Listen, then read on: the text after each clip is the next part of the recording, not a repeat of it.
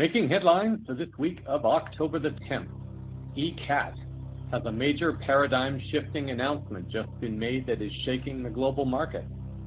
Smoking gun, U.S. military whistleblower links terrorist funding to his own employer. Golden reset, China seeking to take control away of the COMEX market to force a global reset, and media the mongrel. German journalist blows the whistle that he and others have been bought and paid for. With news around, upon, within, and beyond our planet, the program making disclosure official. This is Cosmic Vision News.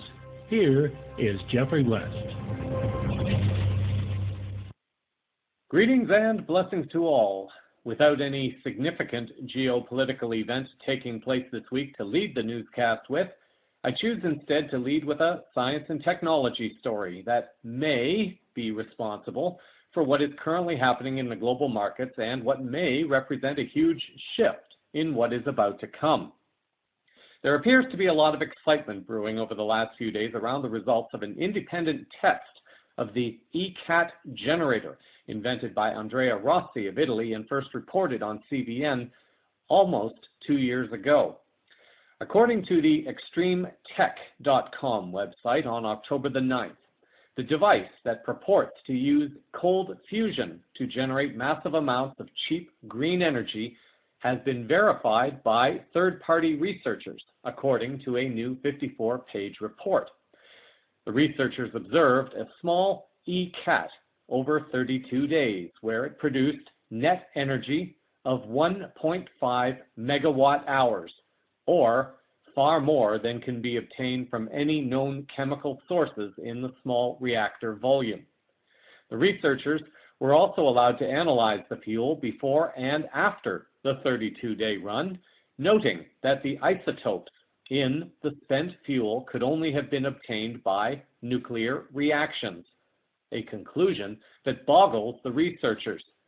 It is, of course, very hard to comprehend how these fusion processes can take place in the fuel compound at low energies.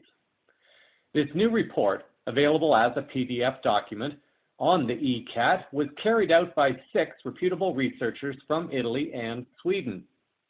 While the new ECAT looks very different from previous iterations, the researchers say that it uses the same hydrogen-loaded nickel and additives, most notably lithium, as a fuel. The device's inventor, Andrea Rossi, claims that the ECAT uses cold fusion, low-energy nuclear reactions, or LENR, to fuse nickel and hydrogen atoms into copper, releasing oodles of energy. The researchers, analyzing the fuel before and after the 32-day burn, note that there is an isotope shift from a natural mix of nickel-58, nickel-60 to almost entirely nickel-62, a reaction that the researchers say cannot occur without nuclear reactions, meaning fusion. The researchers say there is just 1 gram of fuel inside the ECAT. As scientists, those who are involved are very careful about what they say because it is not exactly clear what is happening and why. There is only an incredible result that is creating so much excitement. At this time, it can only be classified as an unknown reaction that is taking place. A table of results, reprinted in the article, shows the most important figures on the right-hand side. A COP, meaning a coefficient of performance of up to 3.74, and a net power production of 2,373 watts. Remember, this is a small device that produced these kinds of figures for 32 days straight. Total energy obtained over 32 days was 1.5 megawatt hours. This is an order of magnitude higher than anything else ever tested, somewhere in the region of 100 times more powerful than the best supercapacitors, and maybe 1,000,000 times more energy than gasoline. In the words of the researchers, these values place the ECAT beyond any other known conventional source of energy.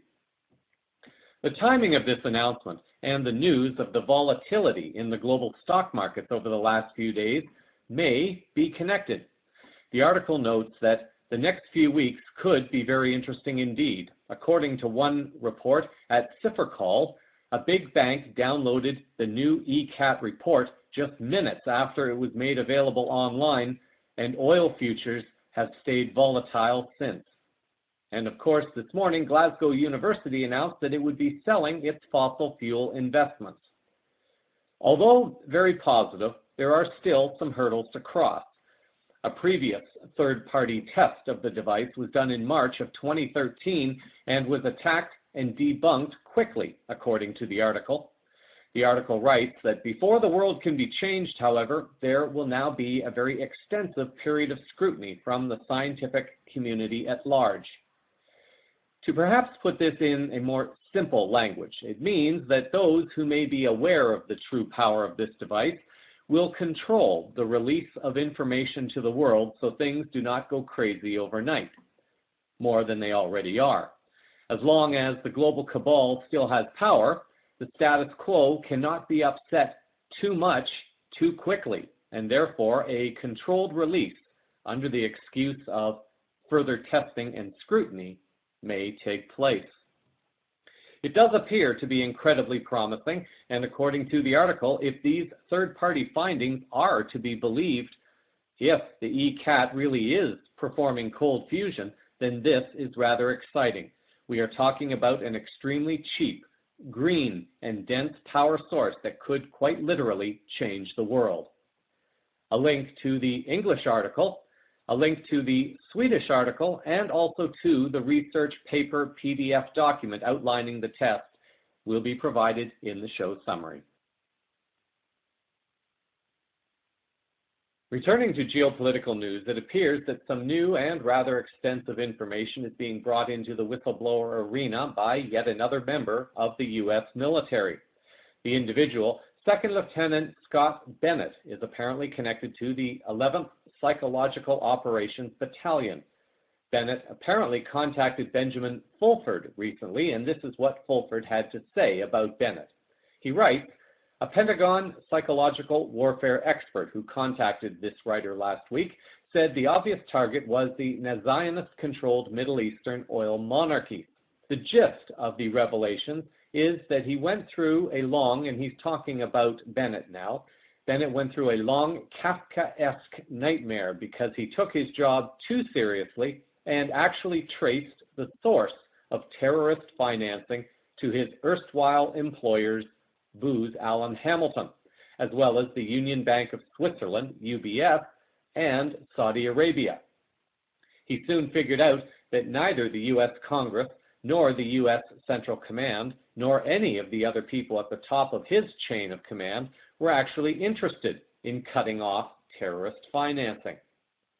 Bennett, having been forced to watch movies of Americans being tortured to death by the quote-unquote Al-Qaeda, now ISIS, terrorists he was supposed to be fighting, joins the long list of military and ex-military who realize they have been conned into fighting for criminals.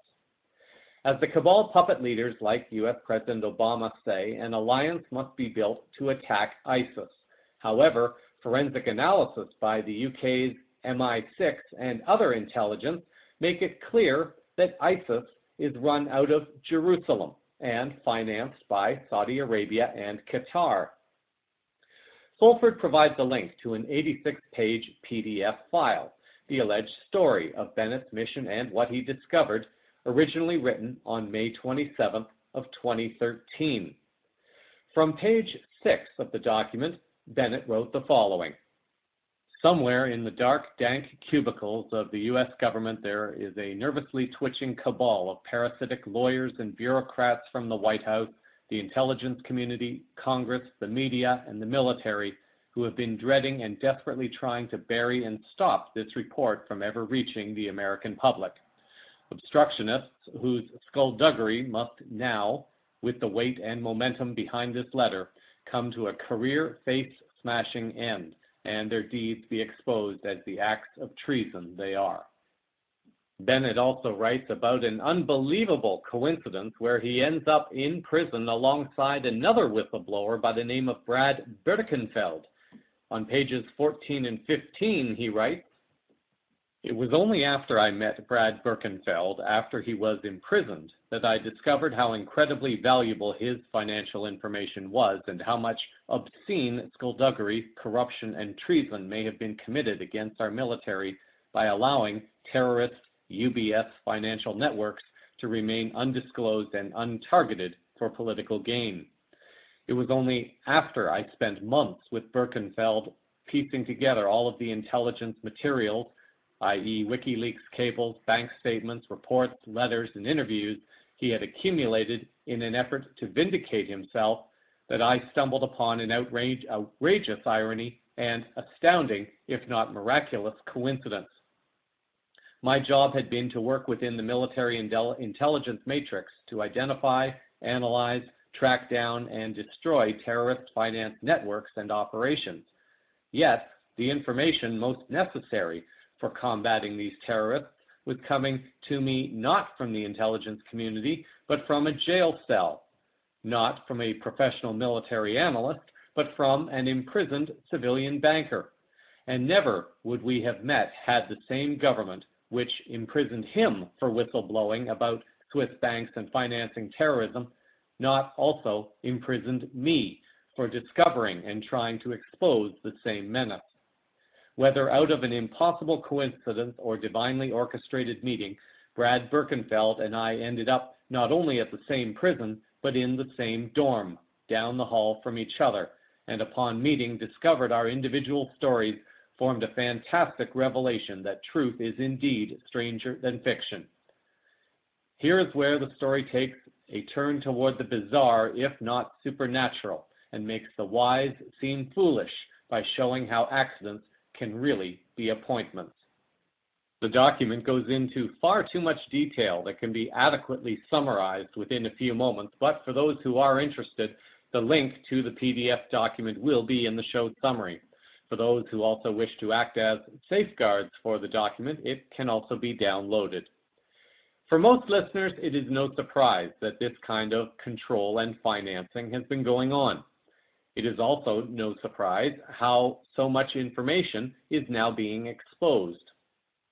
I'd like to return for a moment to Fulford's comments about Obama and ISIS and how forensic evidence is apparently showing that ISIS is run out of Jerusalem and funded by Saudi Arabia and Qatar.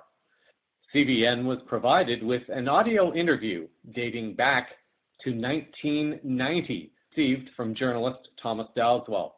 The YouTube interview was broadcast on C-SPAN with two people, co-authors of a book about Israel and spying. The book was called Every Spy a Prince and was written by Dan Raviv and Yossi Melman.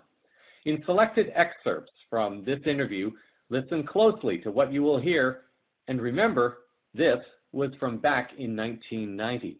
We've been jumping all around here. Let's go back to the beginning and get the basics on the table. How many people in Israel are involved in intelligence activities? Well, it's a state secret. Nobody would tell you exactly. But we believe that there are more than 10,000 people involved directly, employed directly by the various branches of the Israeli intelligence, mainly the military intelligence. One has to remember that the military intelligence, Amman, is the largest and the most important intelligence organization in Israel, and before the Mossad. Before you get to that, I want to show the audience that how these different organizations are spelled and explain them each, because you have three major intelligence gathering organizations in Israel. You start with the Mossad. What is it? Mossad means institute, by the way, and this is an institute for intelligence and special operations. So the Mossad is the foreign espionage arm. Compare it to the CIA. All right, go down here to the next one is Amman, right? Military intelligence. It's a Hebrew acronym, so it is the intelligence arm of the armed forces. As Yossi was saying, it in fact is the largest and most important. And then it says Shin Bet, two Hebrew letters, initials for security services. That's the domestic agency, the equivalent of the FBI. Which one of the three is the most important? It would be Amman, military intelligence. Nothing is more important than you're watching your Arab neighbors for actual movements of troops, how many tanks they have, where are the aircraft. All these other missions that we described are fascinating, and even getting, thousands of Jews into the country is vital. But war, having a sign that war is coming, that's the key, and that's Amman's job. Which is the second most important? The Mossad. The problem with Amman, with the military intelligence, is that it lives in the shadow of the flamboyant Mossad. It can be compared to the same problem which is facing United States National Security Agency, NSA. It is the largest, the most important agency in the intelligence community. Yet, the most famous one, which gets media attention, is the CIA. The same is in Israel. The Mossad has become sort of epitomizing the Israeli intelligence. But the most important agency is military intelligence. Mossad comes second, and then you have Shin Bet, the Israeli equivalent to the FBI, in charge of fighting terrorism, counterterrorism, subversion, trying to foil plots against the state of Israel, political plots, and others. You tell the story about how you try to find out what they call the Mossad when they deal with publicly? I thought it was a reasonable question, but the trouble is you can't pick up the phone book. There's no Langley in Israel, and you can look up CIA, or in our case, the Mossad. We thought we should ask, what shall we call it in English? You can translate the Hebrew words, as I said, Mossad is institute. But when they write a letter to their friends in the CIA or the British intelligence, what do they call themselves? It took a while. It was a matter of asking the Prime Minister's spokesman. The best you could do, because officially the Mossad is under the Prime Minister's office. And I think he sort of wondered why you want to know and all that, so we explained. And he came up with the Israeli Secret Intelligence Service. I mean, if it were to have initials, it would be ISIS. Simple words like that. Interestingly enough, they're kind of the British model.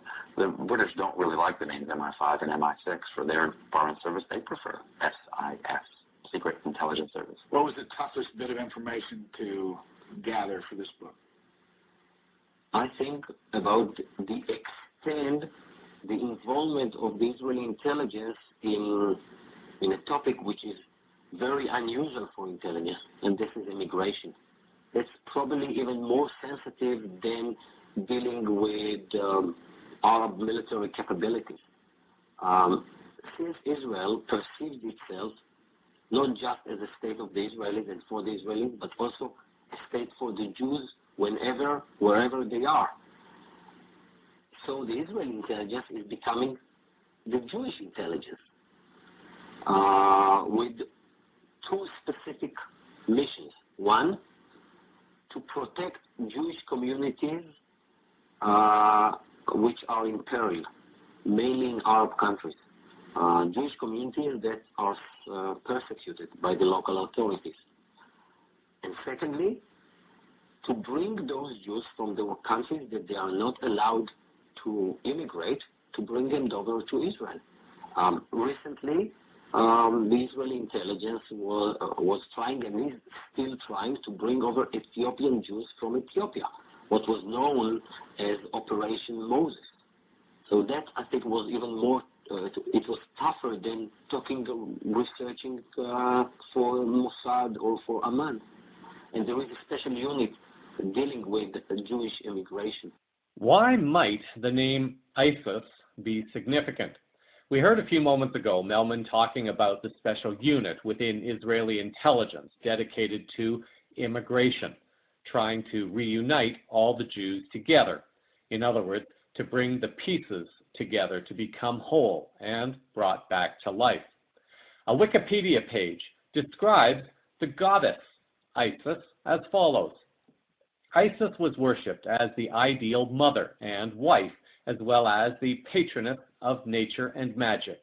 She was the friend of slaves, sinners, artisans, and the downtrodden, but she also listened to the prayers of the wealthy, maidens, aristocrats, and rulers. Isis is often depicted as the mother of Horus, the falcon-headed deity associated with king and kingship, although in some traditions, Horus's mother was Hathor. Isis is also known as protector of the dead and goddess of children. The name Isis means throne. Her headdress is a throne. As the personification of the throne, she was an important representation of the pharaoh's power.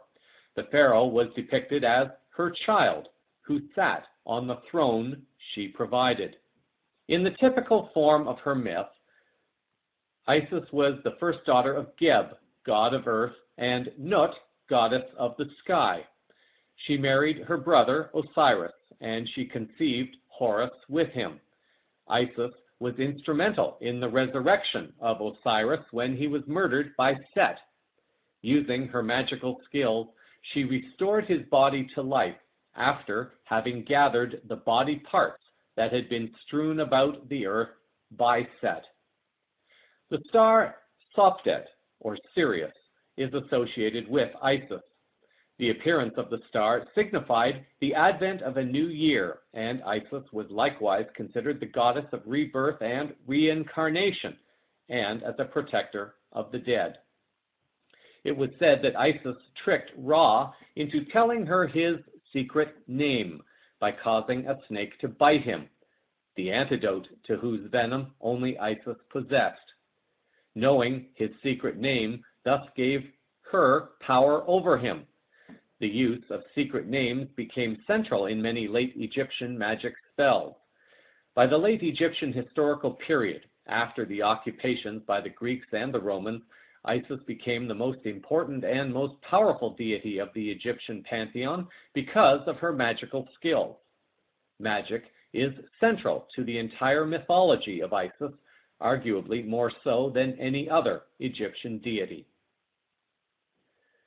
The art of illusion is often practiced within magic, and therefore it could be argued that the trickery of illusion was used upon the world, and agents, perhaps fulfilling the role of snakes, were sent out to bite those in power elsewhere in the world and force them to reveal information that would ultimately surrender their power to the Zionist Isis.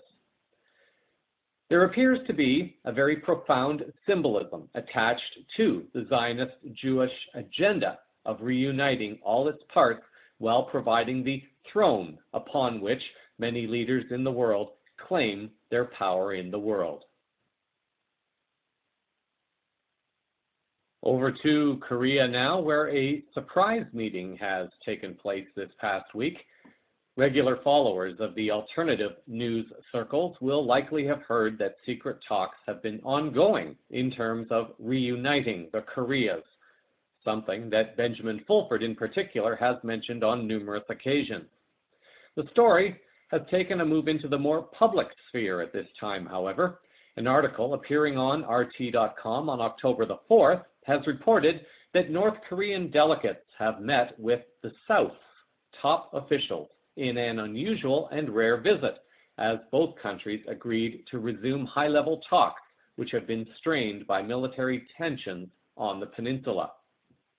Earlier in July, RT had reported that North and South should no more be victims of outside efforts to exploit Korea's division, Pyongyang has stated, calling on Seoul to make steps toward reunification through federalization, in which differing ideologies and social systems would coexist. The North and the South should specify the reunification proposals by way of federation and confederation and make efforts to realize them and thus actively promote coexistence, co-prosperity, and common interests, Pyongyang said in a statement. The Democratic People's Republic of Korea, the DPRK, says that both nations should seek reasonable reunification proposals supported by all to achieve reunification through a federal formula in Korea where differing ideologies and social systems exist. On October the 4th, RT added that the senior delegates of the North included such high-ranking officials as the director of the People's Army's General Political Bureau, Wang Pyong-so, who is believed to be the second most powerful man in North Korea. Cho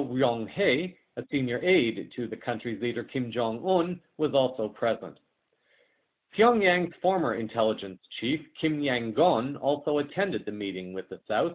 He now heads the United Front Department, which oversees relations between the two neighbors. South Korean Prime Minister Chung Hong-won met with the delegates at the main stadium in the Incheon Asian Games, marking the first time that such high-level talks have been held since 2007, this according to the Yonhap news agency. Officially, North and South Korea are still in a state of war, as no peace was signed after the conflict that lasted 3 years from 1950 to 1953. Fulford, in his weekly update message for October the 9th, noted that attempts to stir up trouble between North and South Korea are no longer working. Last week saw a surprise visit by a senior North Korean delegation to South Korea. According to a top communist Chinese agent, North Korea's de facto leader is General Oh Ryol, a Russian and Chinese-speaking intelligence officer who is very close to the ruling Kim dynasty. Kim Jong-un is more of a figurehead who has not appeared in public for over a month because of a foot operation, he said. In any case, the North Koreans want peace, prosperity, and the harmonious reunification of the Korean peninsula, not war. Slowly, we appear to be getting signs of physical, tangible change in the world. As has been mentioned previously on CVN, for those who have been awake and aware for a long time, the changes could not come quickly enough. Change is progressing for the benefit of all. Perhaps, unfortunately, it is not happening as quickly as many would like, because there are souls that need to be given the opportunity to catch up.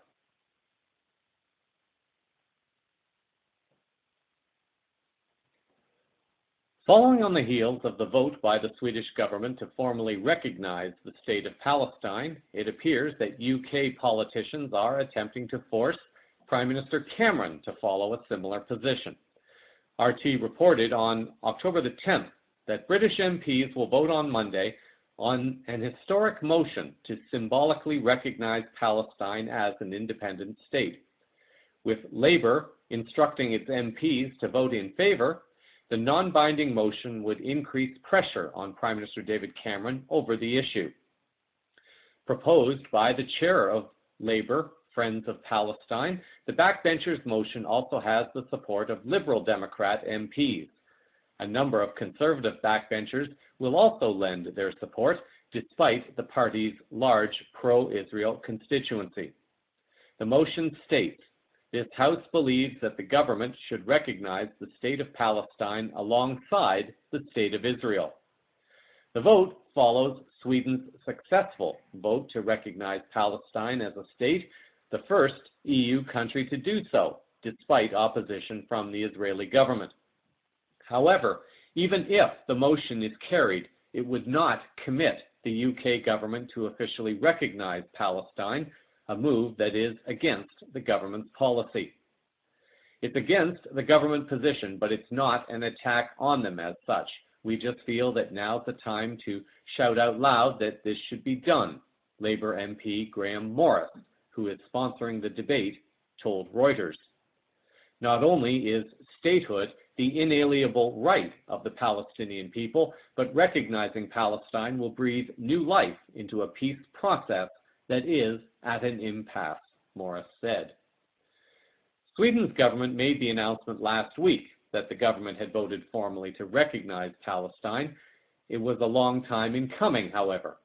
Back in January of 2012, former Swedish Prime Minister, Bilderberg member, and member of the governing party that recently lost the election, Carl Bildt, had said at that time that Sweden was, quote-unquote, not ready to recognize Palestine. In March of 2013, according to a timesofisrael.com article, Sweden took a step towards recognizing Palestine by recognizing the embassy of Palestine, but not the state. The most recent vote represents an extension of a move that has now set a standard for the rest of Europe. In financial news this week, we look first at the currency war that appears to be unfolding on the geoeconomic stage. An article appearing on the Press TV website on October 9th writes that an American economist has said that the world is in a currency war between the United States, China, Russia, and Japan, questioning the country's economic growth.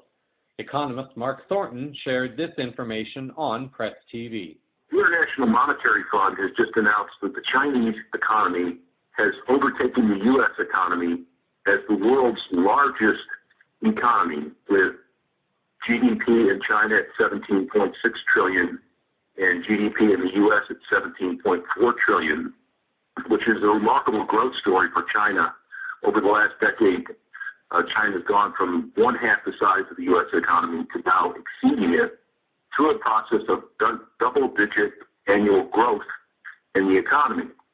And of course, GDP measures the production of goods and services in an economy, and it's an imperfect measure. And so there are questions such as in China, they have a lot of planned investment in infrastructure, housing, office space, and the building of giant skyscrapers. And they have a lot of inventory of all those products and underutilization of infrastructure investment.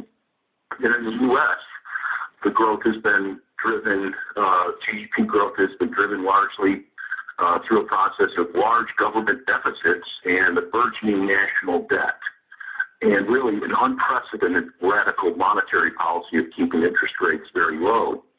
So growth is a good thing, but in the case of China and the U.S., we have to question whether it's natural, sustainable, and whether we're producing the right goods. And also, as we look out into the future at economic growth, we get back to questioning the sustainability of economic growth and the fact that the world is unfortunately in a currency war between the U.S., Japan, China, and Russia, keeping interest rates very low and increasing the supplies of money and credit beyond normal sustainable limits. So those are the questions concerning economic growth in the two world's largest economies moving forward. For people who are keenly interested in financial information, CVN will post two links, one to an IMF article by Tim Callan from March 2006 that explains how the IMF determines the criteria that shows one country is exceeding another country, and also to an article appearing on the businessinsider.com website by Mike Bird on October 9th, stating that China has surpassed the U.S. on at least one of the criteria listed. If one was to look for the key piece of information in this story, it may not be the fact that the Chinese economy has overtaken the U.S. economy. This is a very vague statistic that economists use because if they can't dazzle us with brilliance, then they at least can baffle us with bull crap. The key nuggets within this story may more relate to the fact that an admission was made that there is a currency war now going on. Given the fact that we know every war since World War I has been banker-created and funded, this may be a subtle explanation as to why the U.S. is going after Russia so strongly at this time, to knock them down economically, using whatever tools are at their disposal.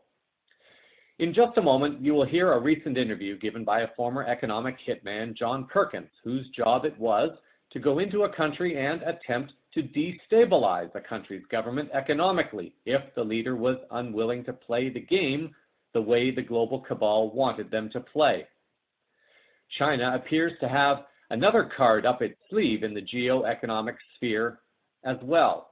An article by Kenneth Shortgen on the Examiner.com website on October the 1st notes the details. Shortgen refers to an interview given by Jim Willey and writes that on September 30th, statistician and economist Dr. Jim Willey was a guest on the Caravan to Midnight radio show to talk about current financial, economic, and geopolitical events.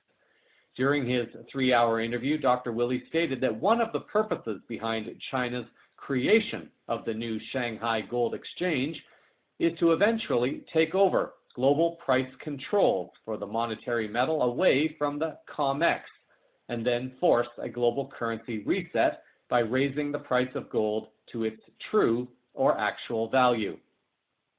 The way this will come about in the near future, according to Dr. Willey, is that China will reprice gold to near or above twice the current price, which will have a devastating effect on derivative and ongoing use of the COMEX futures market to suppress gold prices and protect the dollar. And based upon supply details for the COMEX over the past 2 years, America's primary gold exchange no longer settles their contracts through the delivery of physical gold, but instead settles in cash payments or through the hedging of gold using derivatives.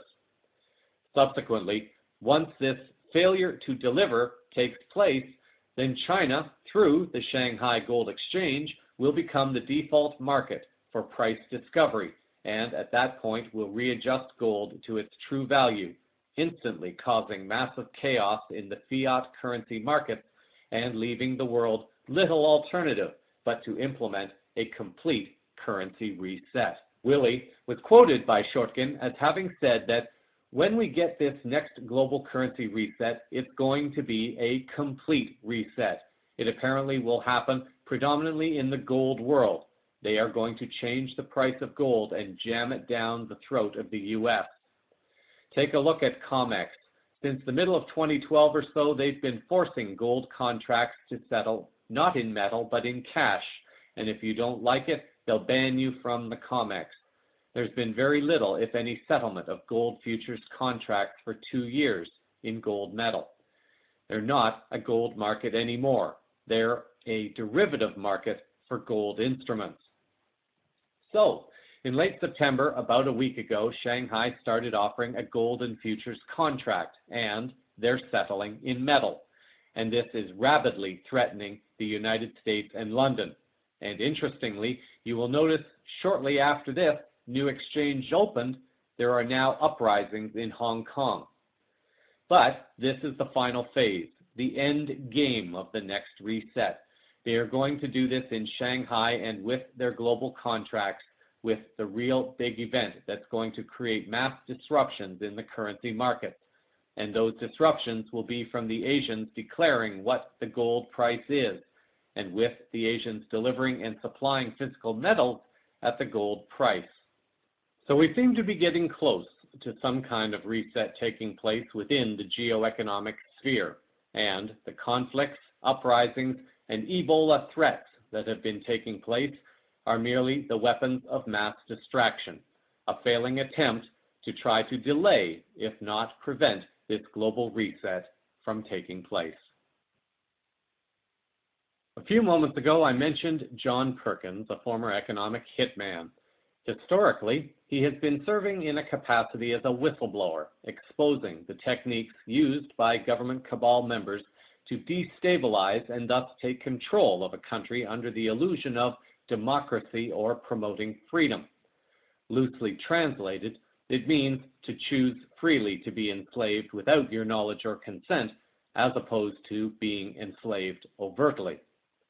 Perkins, however, has begun talking about a shift taking place. On his website, he writes that we are living in an era of tremendous change and upheaval.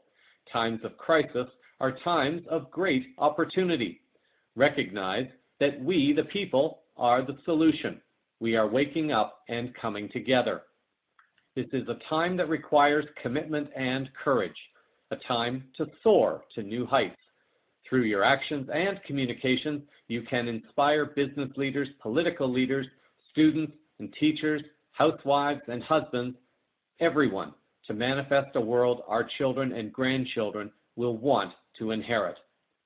The following are selected excerpts from a 15-minute interview with Max Kaiser on the Kaiser Report, aired on RT.com. Let me talk about what's happening in the Middle East and Eastern Europe, where IMF debt, whether in Egypt, Libya, or Ukraine, always seems to follow coups. What's your current thinking? Well, it's the same old story, except it's ratcheted up several notches. You know, it's this process of basically more than anything, corporations taking over the world. I mean, I think really for the first time in history we have a true global empire, and it's the multinational corporations. And the IMF essentially works for the big corporations. The World Bank does, the Pentagon does, the CIA does. You know, I mean, the U.S. government it's not not an American empire, it's a corporate empire, but the U.S. government is very strongly behind it.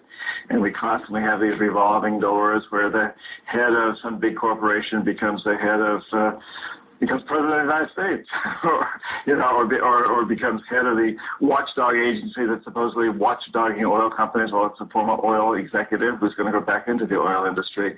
We're really living in a world that's controlled by what I call the corporatocracy, the leaders of big corporations who also tend to be the leaders of Wall Street and the U.S. government and many other governments too. What about this idea that there's a cycle that's repeating, but it seems like the public, for the most part, forgets. They don't seem to understand that every time there's a new episode, it's all connected. What's happening today and in these areas around the world, this is connected to what we've seen in the last 20 or 30 years. The empire, as you call it, the U.S. dollar empire. Why is there such a propensity toward amnesia?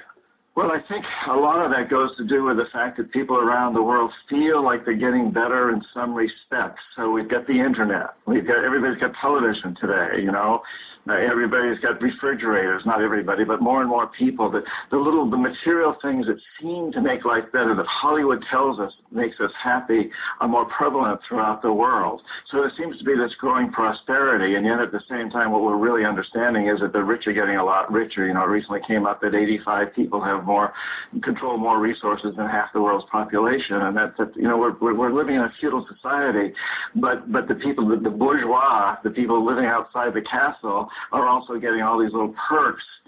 And yet, I also think, Max, people are waking up. I think we're seeing this around the world. I'm encouraged by what we're seeing. People, really demonstrating against climate change. People demonstrating against Wall Street. I think people are waking up wherever I go.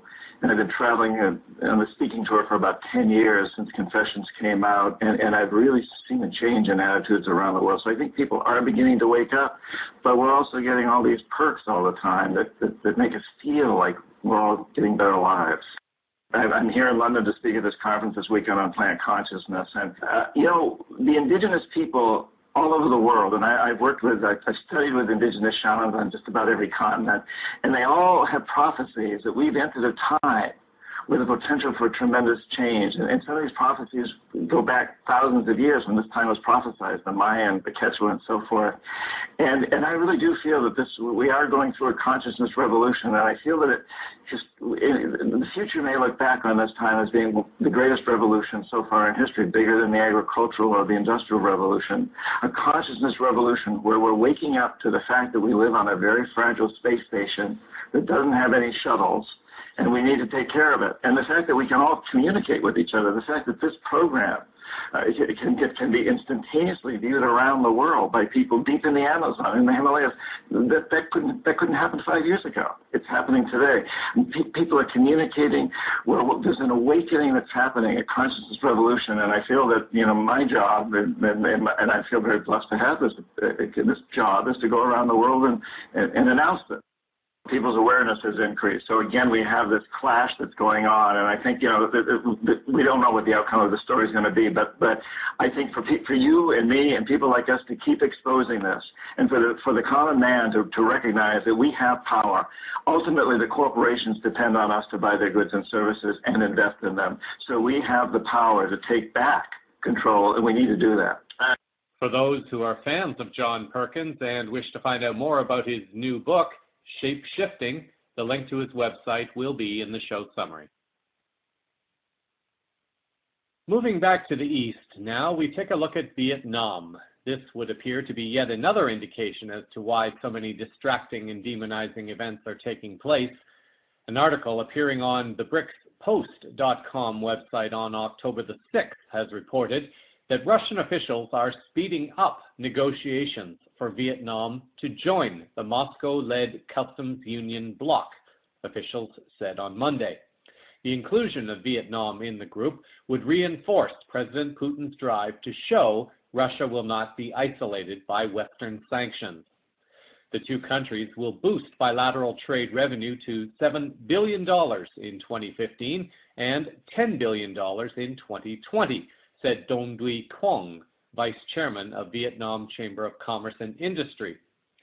The two sides are also beefing up efforts to conclude negotiations on a free trade agreement, said the official. In the past few years, Vietnam has been among countries in Asia Pacific that Russia sets priorities in the political and economic fields, said Russian ambassador to Vietnam, Andrei Kovtun.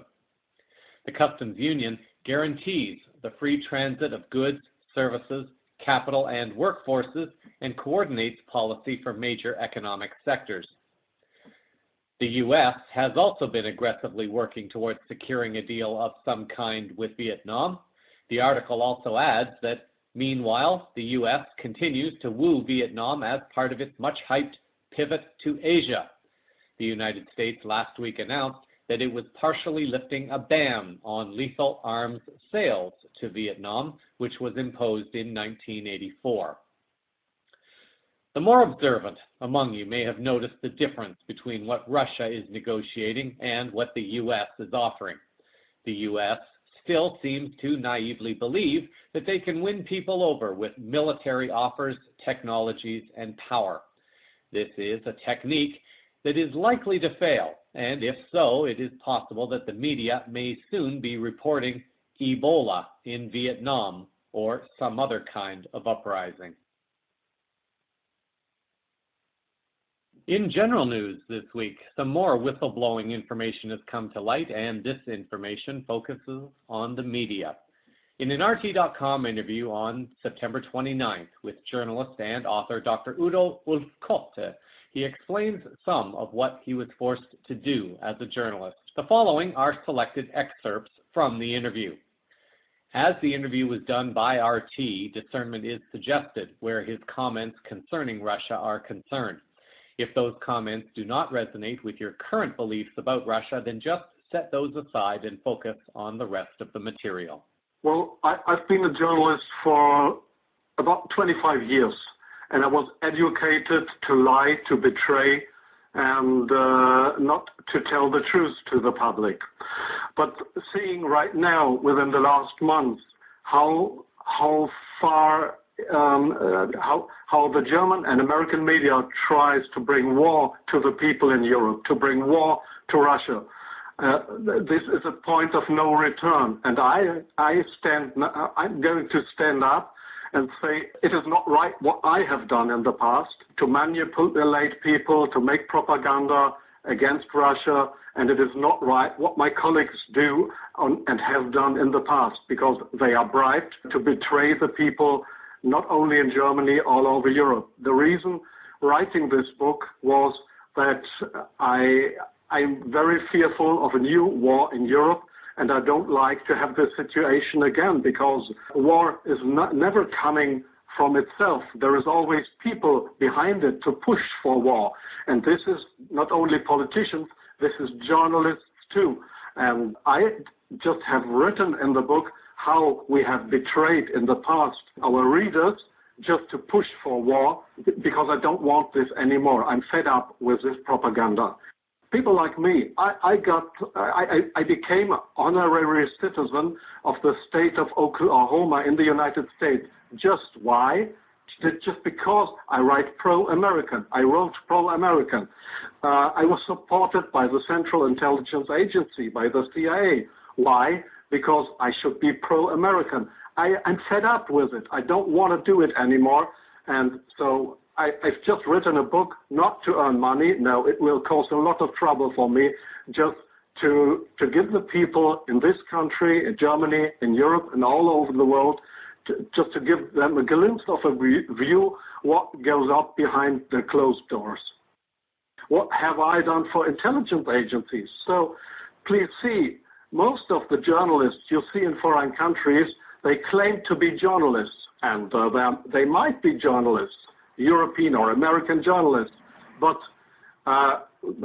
many of them, like me in the past, are so-called non-official cover. That's what the Americans call that. I have been a non-official cover. Non-official cover means what? It means you too work for an intelligence agency. You help them if they want you to help them, but they will never say, oh, this was one of our guys. They will not know you. That means non-official cover. So I have helped them in several situations, And I feel ashamed for that too now. Like I feel ashamed that I have worked for a very recommended newspaper like the Frankfurter Allgemeine because I was bribed by billionaires, I was bribed by the Americans not to report exactly the truth.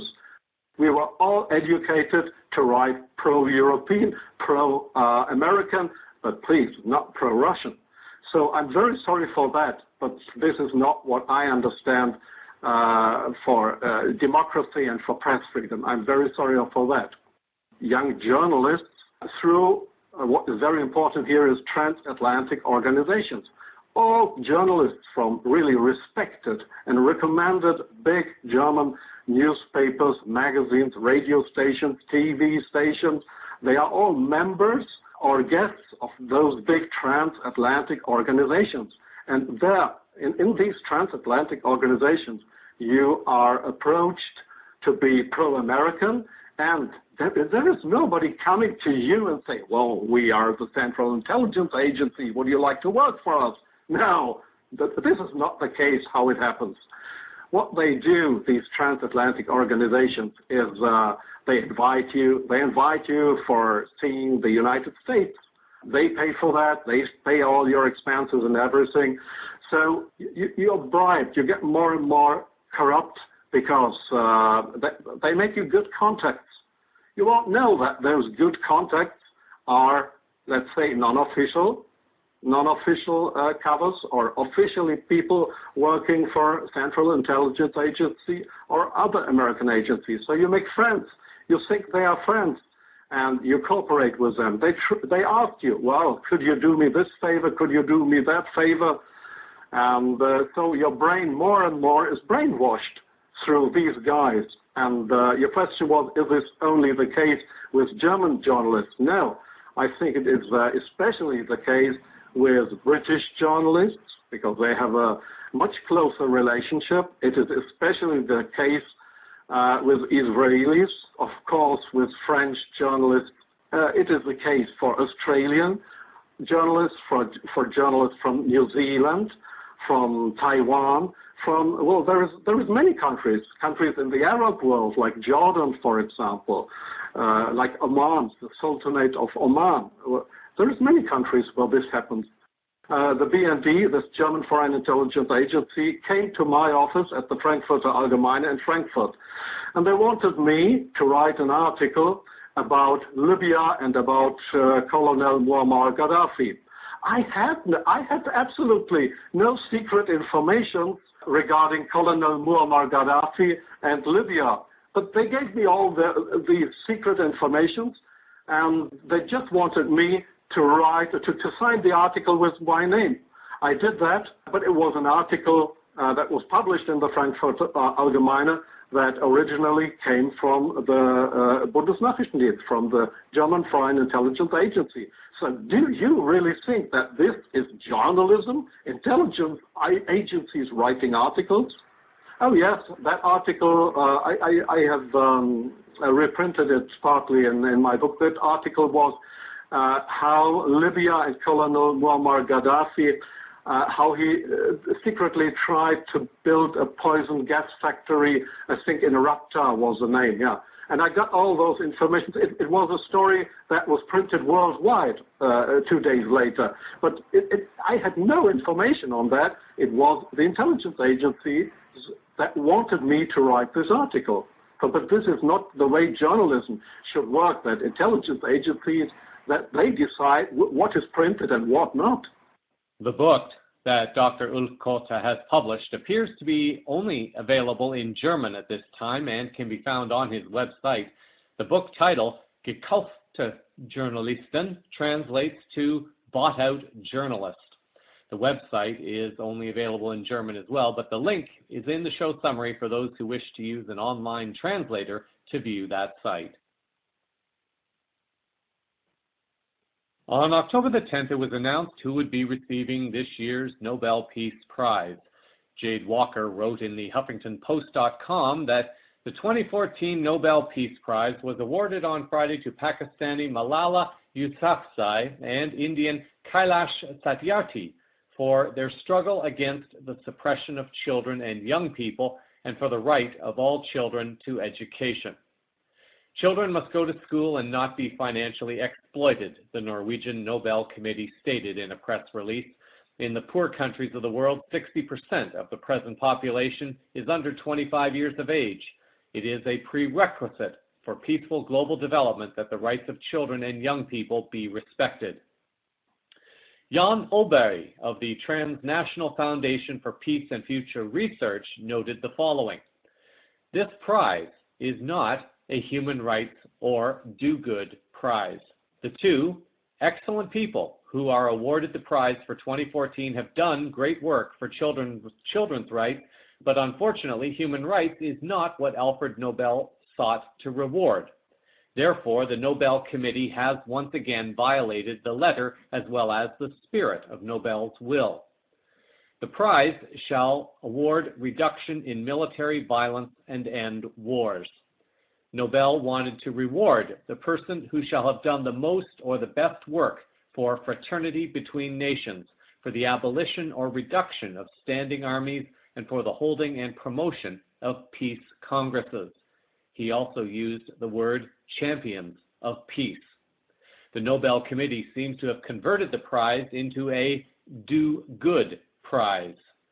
Would it not send a huge and powerful message to the children of the world if Yousafzai and Satyarthi chose to publicly decline the award at the presentation ceremony next month? What might the children have to say to those who have been responsible for everything that the world's children are currently experiencing? The only reason I give any attention to this story is not to judge the beautiful souls who were recognized with the award, but to educate people of the difference between the business of peace and work to establish true peace in the world. Longtime listeners and those who know me know that I have a master's degree in peace education from the UN-mandated University for the Business of Peace in Costa Rica. It is an institution that derives money and prestige through the promotion of claiming to work for peace without even knowing what true peace consists of. Global leaders and those on the Nobel Committee have no idea what it is that they are giving this award for, because there is no globally accepted holistic definition for this word peace, although I am attempting to offer one through my own work for global peace. Those who claim to be working for peace are selling the message that global peace is something external, something that can be achieved or provided for, and this is not the case. Peace is not something that can be achieved externally until it is achieved internally, or at least there is the recognition that peace must first come from within. For peace to come from within, it requires a shift in consciousness to recognize one's connection to life capitalized. I define this as being an ever-evolving process encompassing the all that is. This is the physical, the non-physical, the visible, and the invisible that support and sustain the presence of everything, not only on earth, but also beyond. If one is not able to recognize one's connection to and relation with life capitalized, a space of true peace can never be attained, because there will always be the illusion of separation or duality. What constitutes peace, therefore? I might offer that peace is an internal experience of unconditional love and service to life, relative to one's uniquely different, equally beautiful connection and relation to life in each moment of now. So what this means is that within the oneness of life capitalized, each soul is uniquely different and equally beautiful, and how one chooses to honor life in each moment of now becomes the expression and being of peace. This is the kind of peace that the global cabal, its members, and its partner institutions do not want, because true holistic peace would mean that they have no power and no control. I leave it to you to decide what your own definition of peace is and whether or not a true criteria of peace was applied in awarding this year's Nobel Peace Prize. In disclosure-related news this week, an article by Rob Williams, appearing on London's independent.co.uk website on October the 8th, has reported that the truth about alien life isn't just out there, it's continuously raining down on us and could possibly explain the origins of all human life, according to researchers at the University of Sheffield and the University of Buckingham Centre for Astrobiology, who claim this picture of particulate matter in the Earth's stratosphere is the long-awaited proof of extraterrestrial life. Professor Milton Wainwright and his team made the discovery after launching a balloon high onto the stratosphere during the Perseid meteor shower last year. The balloon was launched 27 kilometers into the Earth's atmosphere and was equipped with sterile slides designed to capture tiny biological organisms. During the trip, one of the slides caught an organism, around 10 microns in size, which Wainwright says is a structure colloquially called the dragon particle, which scientific analysis shows is made of carbon and oxygen and is therefore not a piece of cosmic or volcanic dust. Wainwright was also quoted as saying that what is amazing is that these organisms appear on the sampling stubs in an absolutely pristine condition, he told the paper. There is no pollen, grass, or pollution particles found with them, or, for that matter, soil or volcanic dust. Unless a means of lifting them from Earth exists, which selectively sieves them out from other Earth-derived debris, then they must be coming from space. To the seasoned CVN listener, this of course does not represent anything significant at all because they are already aware of larger sentient life beyond Earth, but it does represent a step in the soft disclosure of life beyond Earth for those who are either disbelievers or who have been conditioned to perceive life beyond Earth in a more fearful way. In whatever way it is meaningful for someone to receive it, we celebrate that the news is at least being made available, in whatever form, as long as it moves in the direction of finally bringing the truth to humanity once and for all.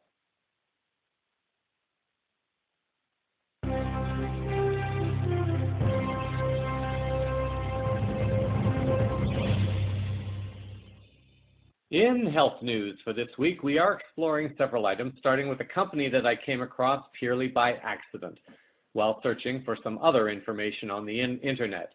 For the benefit of new listeners, when I say the word accident, this is not exactly truth. Most listeners will know and understand that very little, if anything, ever happens by accident or by chance in this world of interconnected and interacting energies. Many people seem to have this perception that Canada is considered to be one of the best countries in the world when it is becoming more clear that this is not really the case at all, especially under the governance and control of leader Stephen Harper. As well, many people have an impression about Sweden and its global reputation as a country that seems to be more advanced in some ways than other countries around the world. While this may be true, there is always an impact on the people. And although I always knew that there was something about the Swedish thinking and way of being, it is often something that is best explained by someone who lives the culture and understands this thinking and way of being. Sweden is a country noted for its social welfare system. It is a system that has been described as cradle to grave, meaning that government support is available literally from the moment of birth to the final stages of existence in the physical realm, before transitioning to the life beyond physical life. It is a system that has also been a cause of great concern and separation within the people of Sweden. It has caused a particularly deep wound of racism towards specific cultures, as it is perceived that people have come to Sweden to take advantage of the safety net offered by the government. It has been this kind of activity that has led to the significant and some say disturbing rise in the support that was recently witnessed by the right-wing Sweden Democratic Party in the recent election, as they managed to secure around 13%, which has given them a fair degree of clout in the new government. This party has particularly strong views towards immigrants and immigration policies. I will perhaps choose to comment on this further in my final words. Just as there is fragmentation that exists within other countries according to a particular societal structure, there is also a fragmentation within the Swedish society according to the social welfare system. If we keep in mind that most of the world's governments and governance structures have been hijacked by global banking and global legal cabals, it should be no surprise that even within a system of benefits, the people have become enslaved to government support and therefore control. Some may even argue that it is a form of addiction. One company that I came across by accident has made a practice of studying the impact of the Swedish way of living on the Swedish people. The Maria Institute is based in Stockholm. According to the website, the founder, Jonas Himmelstrand, has been a consultant in business for nearly 30 years, focusing on leadership, education, and personal development. Meeting a great number of Swedes in business life during many years raised some concerns about how well the Swedish people were actually doing in the world's best welfare system. Jonas spent 5 years working on a book to explain the phenomena. The problems seemed to boil down to a social system not acknowledging the key importance of family and close relationships to health, personal growth, and self-fulfillment. The Institute itself, again according to the website, focuses on a key but forgotten aspect of the Western welfare system: close relationships, often synonymous with family in the wildest sense, all constellations where people live together in close, intimate relationships. In Sweden, many families find that they lack the power to make their own decisions about their close relationships, especially when children arrive.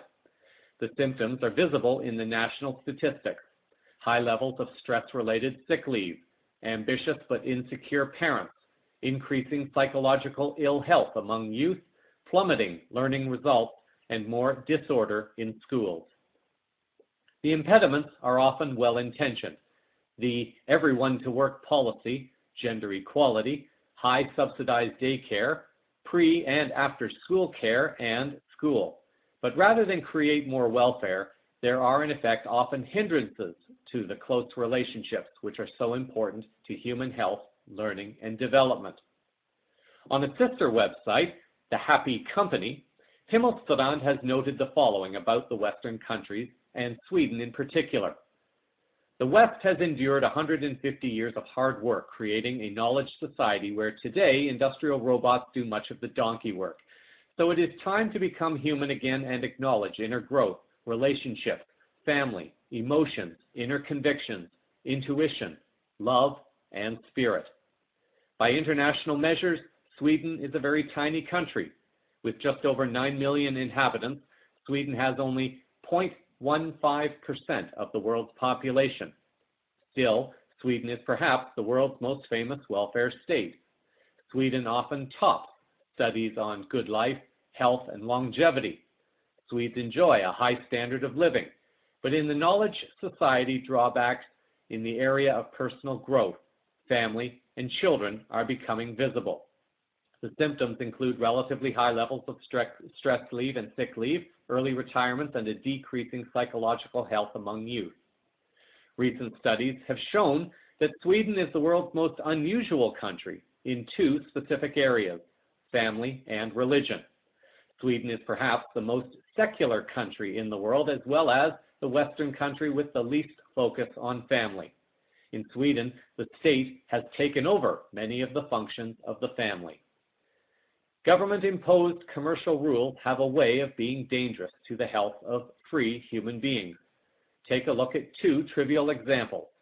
A small town in Germany that removes stop signs and traffic lights experiences a decrease in traffic accidents.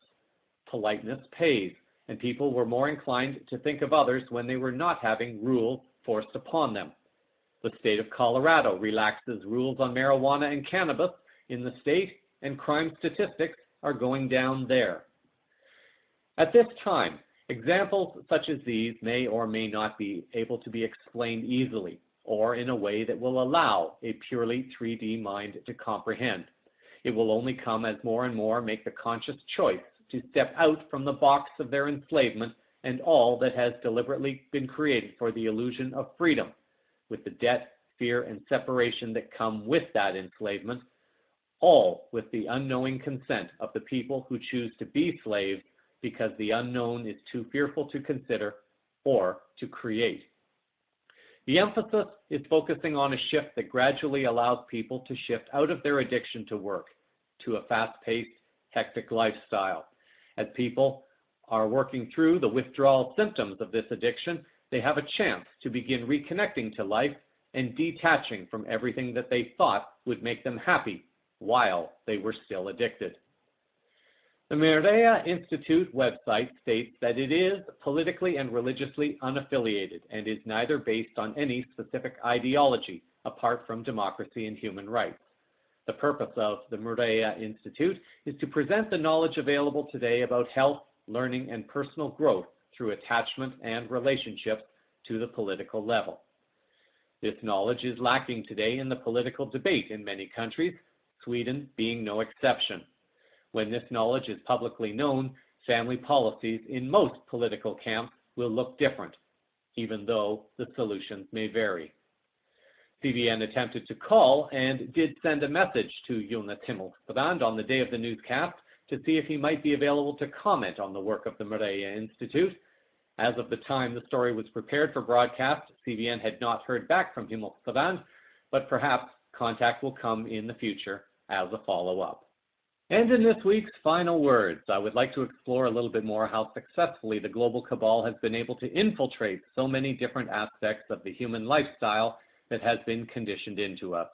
This conditioning has been so strong, in fact, that many people actually believe that they are free, and they will even defend that belief aggressively because they have been so conditioned by it. We are learning more and more about so many systems that we thought were beneficial to our global society and to people of particular countries worldwide also. We are also beginning to learn about how this vast group of individuals and corporations attempt to maintain their power and control by keeping people separated, in debt, in fear, and therefore under control. Many things are provided to people under the illusion of freedom or the illusion of democracy that also keep people addicted and distracted, something I call the weapons of mass distraction. I mentioned a few moments ago in the health story relating to Sweden how the country has one of the highest standards in the world for social support. To many people, they would see it as a great thing. In the U.S., a social support network has been frowned upon, as can be witnessed by the division being caused by socialized medicine in that country. The cabal does not want to fund it in that country, choosing instead to create a nation of sick people who can neither afford nor have access to appropriate health care. Division is created among the people in the U.S. by creating stories of immigrants coming from Mexico who are allegedly trying to capitalize on whatever support they can get from the U.S. government. This has polarized some people against Mexicans and indeed also from certain other countries. Sweden has the same issue on the other side of the spectrum, and in providing the support it does, the Swedish government, under the controls of the global cabal, have successfully created a society of addicts who have become dependent upon the high level of child care, the high level of geriatric care, and everything in between. Yet, as reported moments ago, there is still a high level of sick leave and stress. It is also a system where non-working people can live almost as comfortably as working people. The country provides housing for refugees who are brought into the country. It has been reported, for example, that over 100,000 Syrian refugees have allegedly been brought into Sweden. Here is where the confusion and the anger come into play, and the former governments of Sweden have made no attempt to explain or properly deal with the issue. Whether or not the new government will change this remains to be seen, and this could be said about any country that takes in refugees from certain countries where it was never necessary. Some will immediately attack that and say that of course it was necessary, that people were dying or being killed. And yes, there is some truth to that, but until one can step back and observe the bigger picture, one may not realize that all of the conflicts that have been waged, particularly during the last 14 years, have been created for profit, for fear, and also for an agenda to remove people from the planet. The people of the world are starting to wake up to the lies, frauds, and crimes being committed by this global cabal. This awakening is shining light on an energy that despises being exposed and an energy that thrives in shadows and in the background without being seen. This force would be too much for the global cabal to be able to control, and thus there are numerous strategies being played out. One strategy deals with global pandemic fears of diseases, the latest scam being the Ebola virus. Another strategy is the chemtrails being sprayed in the skies. Yet another is the global campaign to push GMO foods onto the population. And we cannot leave out global vaccination campaigns either. Multiple vaccinations that are being revealed to be extremely dangerous, if not deadly. Failing all of this, there is a strategy to keep people from uniting and recognizing their true power. Thus, the various war campaigns have been designed to turn people against people and force others to kill or be killed in the name of perpetuating the illusion of freedom and democracy, or at least the kind of democracy the global cabal is trying to sell.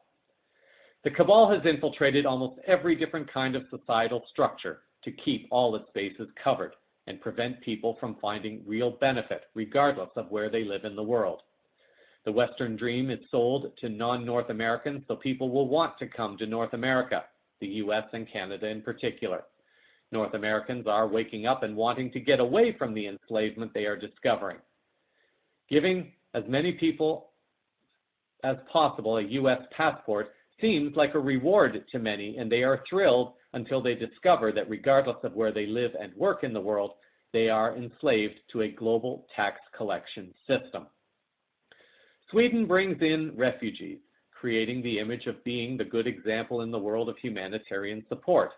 They get all the support at the expense of the taxpayers who pay for the fiat currency loans that were created out of thin air by the global banking cabal and given to Sweden, again under an illusion that forces people to pay back the interest on fiat loans that never benefited the people in any way, except to create more division, separation, resentment, and fear.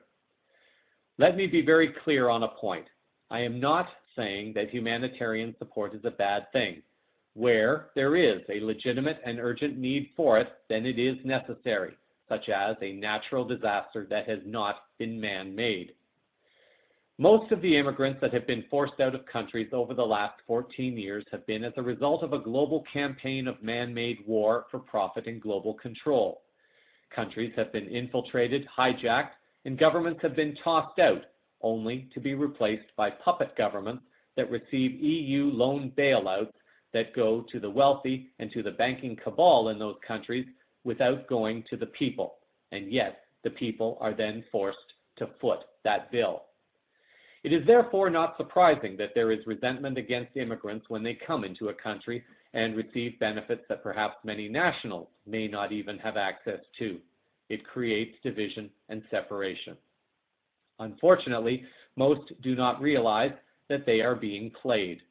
Those in control want people to get upset and angry so that they will perhaps protest. And the more violent the protest, the better, because it feeds the energies of negativity that this global cabal desperately need at this time to maintain their power. Where people become truly informed and begin taking action from an educated and informed perspective, the power begins to be taken away from this global cabal.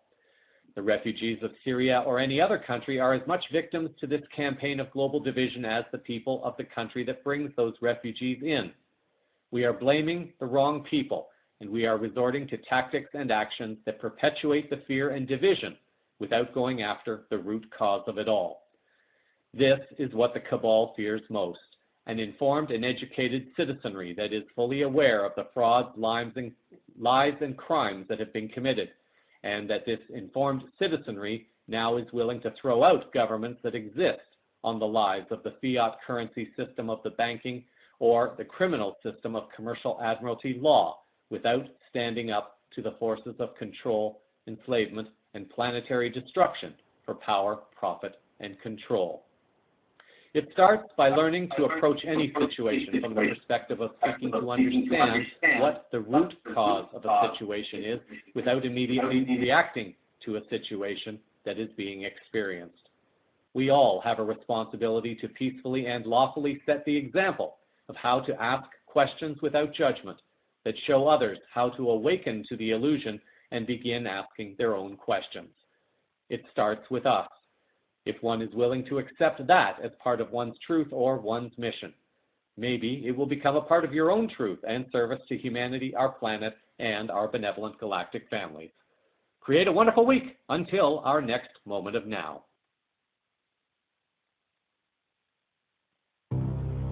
So that is the Unfolding Consciousness news around the world this week. Cosmic Vision News is a part of the Enlight Radio group of programs. Links to stories used in this broadcast are published in the show summary on the blog at cosmicvisionnews.com, on the CVN Facebook page, and also on Twitter, Google+, and LinkedIn.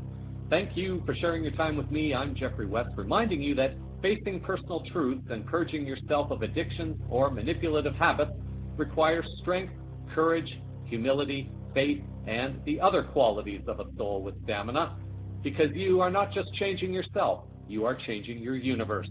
Your soul is a compass. Change one coordinate in your spiritual compass, and you change your entire life direction.